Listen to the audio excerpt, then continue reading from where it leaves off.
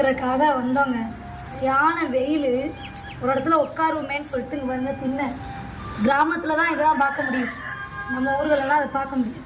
இந்த திண்ணையில் வந்து உட்காந்தோம். நாங்கள் உட்காந்து பேசுகிற சவுண்டை கேட்டுட்டு அந்த அம்மா வந்து கேட்டை ஓப்பன் பண்ணிட்டாங்க. இந்த உன்னத தாயை காட்டு. கேட்டு ஓப்பன் பண்ணினது மட்டும் இல்லை, சாப்பிட்றீங்களா, சோறு போட்டு தரோம் அப்படின்னு சொல்லிட்டு ஃபேன் கொண்டு வந்து வச்சுட்டாங்க அங்கே அந்த அம்மா. யார் வந்தாலும் இப்படி தான் இருப்பீங்களா? எல்லாத்துக்கும் நம்ம எனக்கு நீனும் என்ன நினைக்கக்கூடாது. நான் ஒரு இடத்துக்கு போனால் என்ன ஒருத்தர் காப்பாற்றுவாங்களே, அப்படி சொல்லவே கூடாது. அதாங்க கிராமத்து மக்களுக்கும் நமக்கும் இருக்கிற வித்தியாசம்.